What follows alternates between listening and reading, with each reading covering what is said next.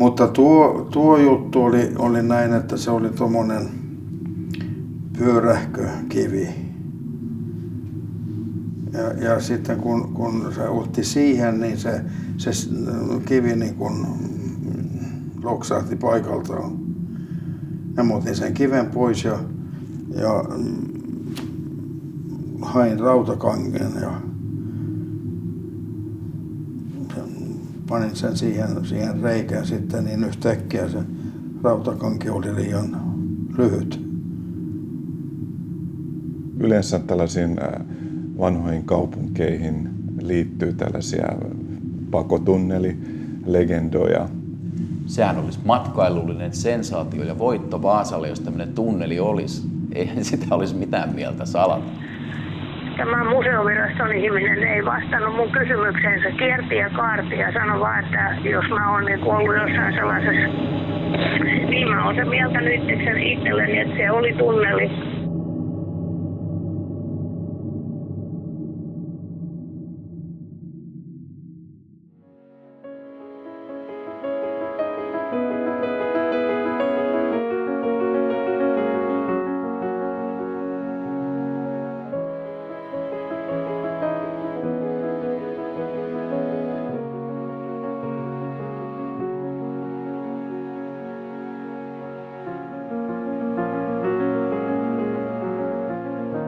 Voidaan sanoa, että asutus tuli tänne Vaasan seudulle 900 jälkeen Kristuksen 1200 välisenä aikana.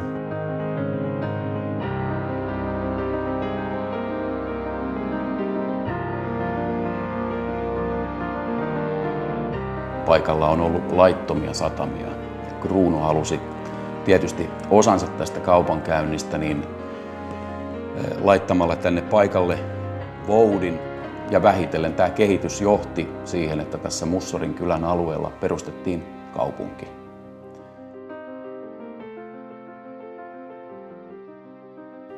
Vaasan tärkeys korostui nimenomaan siinä, että Vaasa on ollut hallintokeskus ei vain Pohjanmaalle, vaan myös Ruotsin länsipohjalle.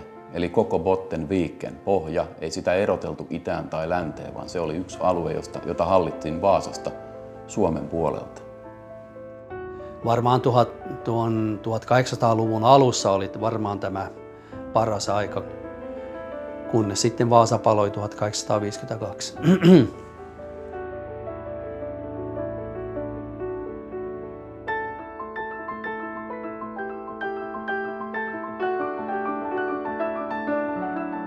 Suurin osa tavarat jäi, niin kuin tietysti käytiin täällä etsimässä, mutta suurin osa varmaan jäi siihen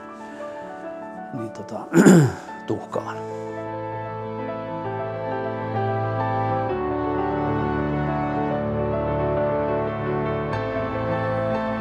Tavallaan niin kuin vanha Vaasa jäi nukkumaan ruususen unta ihan 1920-luvulle saakka.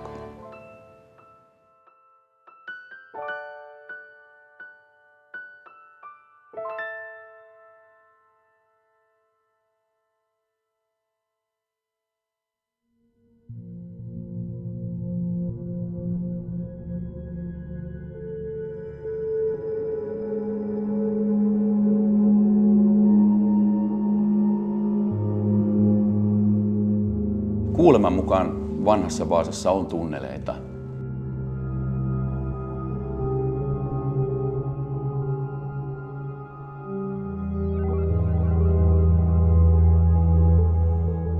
Tiedetään, että todennäköisesti myöskin vanhan Vaasan kirkosta lähtee jonkin tyyppisiä salaojia.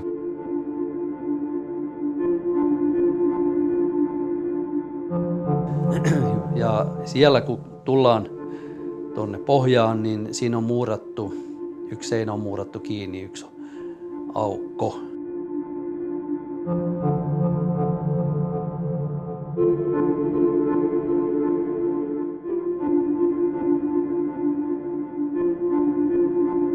Ja myöskin pihamaan puolella on näitä hautaholveja, että jonkinlaisia pieniä käytäviä sielläkin kyllä on.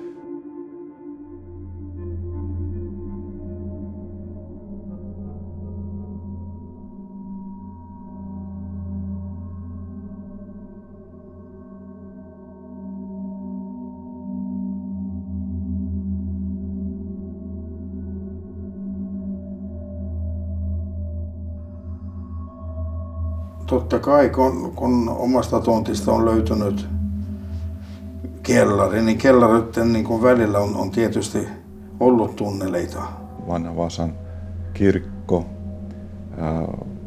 vallit ja sitten Vasasäänan talo, entinen, tai tunnetaan myöskin nimellä Falanderin talo, olisi yhdistetty maanalaisilla tunneleilla. Se on ollut mun mielestäni sellainen pelottava ja kun se oli sellainen pitkämäinen, että se ei ollut mikään sellainen, että niin kuin joku kaivo tai joku, koska siinä oli niitä hirsiä ja kaikkia, että siinä kirkon ympärillä me ollaan oltu.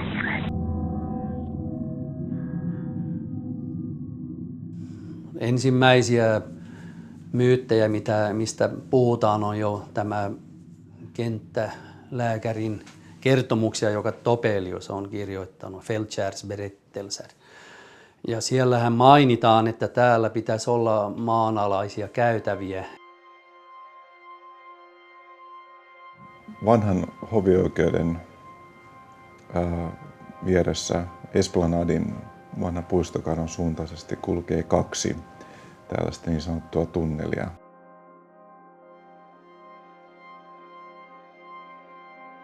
Että mä epäilisin, että ne ovat peräisin 1700-luvulta.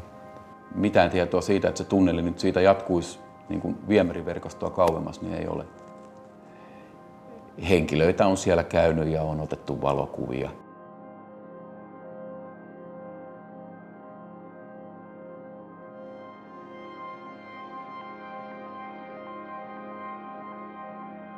Ja siellä kyllä saa se salainen käytävä tuntumasi, kun siellä kulkee.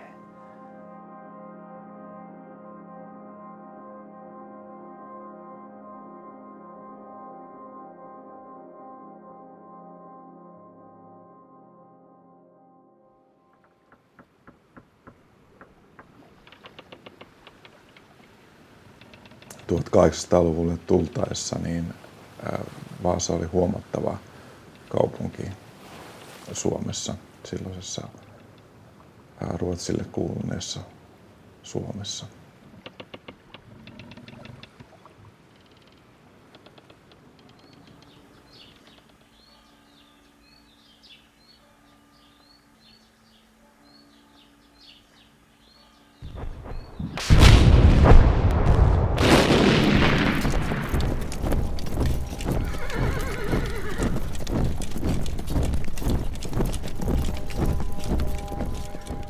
No, suurvaltapolitiikan tuoksennassa, niin kyllä tänne tietysti englantilaiset joukot Krimin sodan aikana ovat hyökänneet. Joukossa on saattanut olla ranskalaisiakin. Tanskalaiset joukot 1500-luvulla.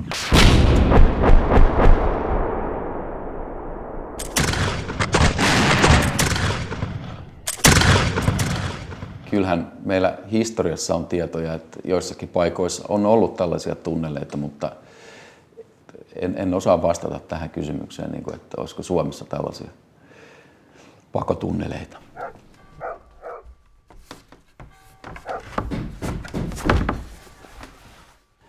Ja mihin käyttöön ne olisivat olleet, niin se voi nyt aavistaa, että ne oli pakoteita silloin, kun oli kriisi.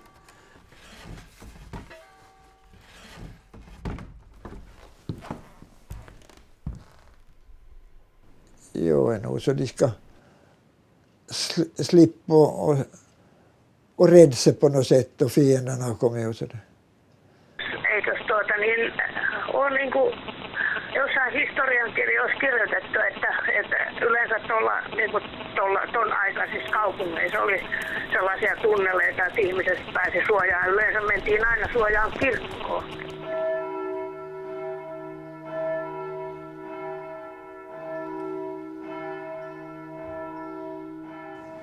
Mutta tämä nyt on tunnetuin, tämä 1808.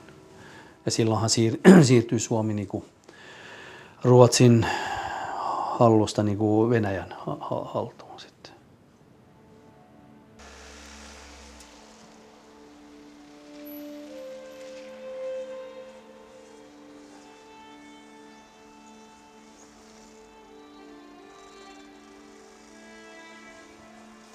taistelua seurasi tämmöiset kostotoimenpiteet, jossa sitten kaupunkia ryöstettiin ja asukkaita pahoinpideltiin.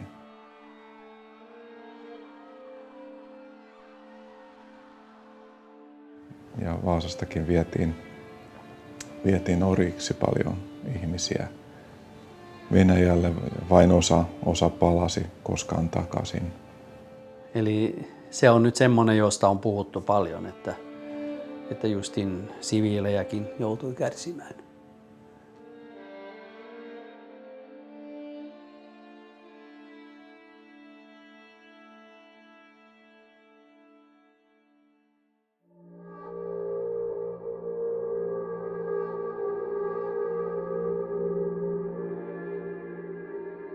Uutta Vaasaa rakennettiin ja piti saada sitten sataman vuoksi silta Vaskiluotoon.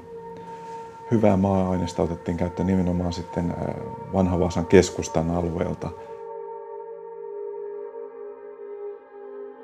Totta kai se on mahdollista, jos jonkinlainen salaoja viemäritunneli on ollut olemassa tai muunlainen, niin kyllä se on siinä yhteydessä saattanut tietysti tuhoutua.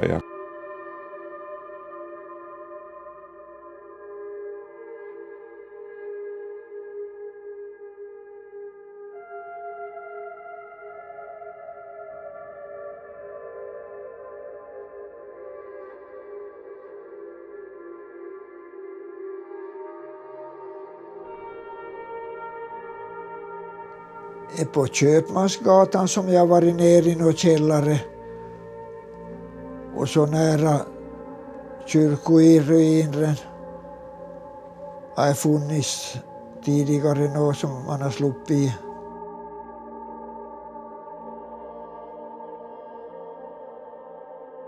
Det har varit bara som det tegelvalv. Som det välvda tak.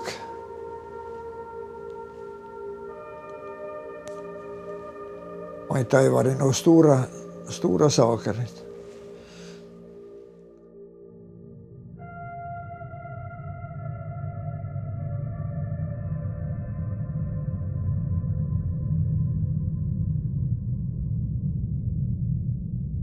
Kyllä ihmiset ottaa yhteyttä uteliaisuutta, jos ne jotain löytää. Itse asiassa mä sanoisin pikemminkin niin, että ne ottaa yhteyttä innokkaammin kuin joskus kuin mitä ehkä pitäisi. Koska jos siinä tulee koko remmi ammattilaisia, niin en tiedä. Se ei mua niin kuin kiinnostanut. Pidin matala profiilia, että en halunnut mitään niin kuin suurempaa numeroa tuosta. Tällainen museoviraston 2 ihmistä tuli, kun meidän kone meinasi pudota, yhden työntekijän kone meinasi pudota sellaiseen kellariin. Mä sanoin, että mä oon ollut sellaisessa tunnelissa, niin se sanoi, että se on varmaan ollut joku tällainen, kun siellä on niitä pappien hautoja ja muita tällaisia. Kun me sitä kysyttiin sitten porukalla, että miksi täällä ei pistetä mitään dokumenttia ja kaiveta esimerkiksi noita kellareita esille ja muuta, että ihmiset näkis minkälaista on, niin ei, että ne pitää olla piilossa, koska ei ole rahaa. Ei se ole niin kuin mitenkään mahdotonta, että kysymyksessä, kun en tiedä tarkkaa sijaintiakaan, niin voi olla vaikka kuinka monta eri asiaa. Se voi siis todellakin olla kellari. Ei ole mahdotonta. Voisi olla vanha kaivokin.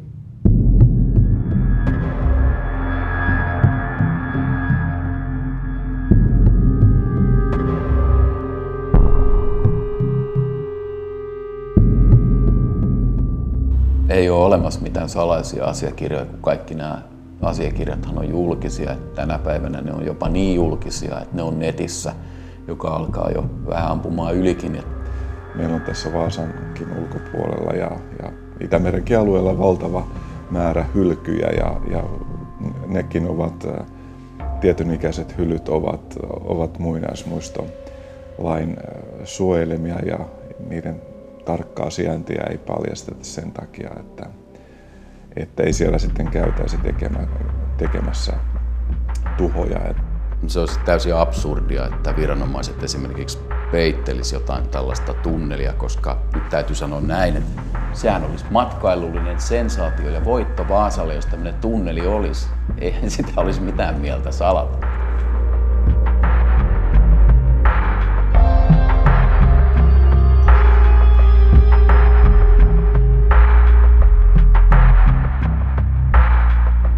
Mikä mahdollisuus tämmöisiin pitempiin tunneleihin. Että jos me nyt vaikka otetaan esimerkiksi tämä Mariankirkon raunio ja Korsholman Linnakummun välinen etäisyys, niin se on hulppeat 600 metriä.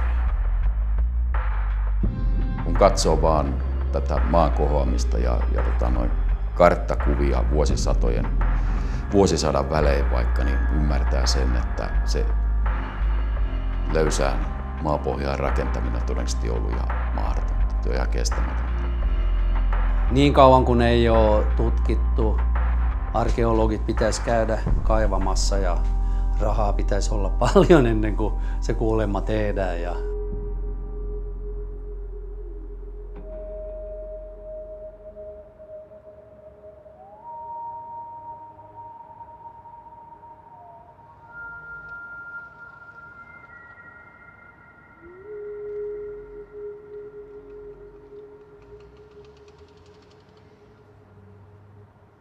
Tarinoilla voi olla varmaan joku alku. Et esimerkiksi nyt siellä Mariankirkon raunion sakastin alla on viinikellari. Niin jos nyt lapsena on sinne kellariin mennyt, niin onhan se voinut tuntua tunnelilta. Mä luulen, että ihmiset olivat, sanotaan ennen vanhaa, ne oli vähän taikauskoisia helpommin.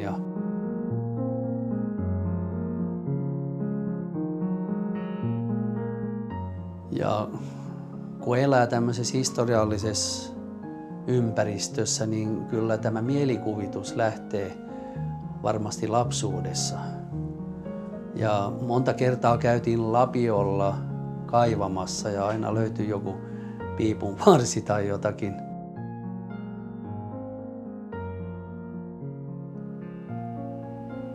Att tunnlarna finns. Är nog en stor del som det folk fantiserade, tror jag. Ja tietysti mun mielestä olisi kiva, jos ne olisi olemassa. Ei arkeologiassa niinku uskota johonkin. Halutaan mielellään tietää ja löytää faktaa.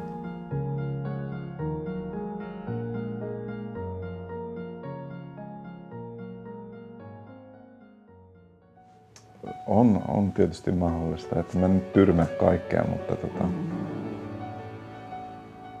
ja on se kiva, että näitä legendoja on. Niin kuin legendat kummituksistakin, niin kuuluu tavallaan tällaisiin.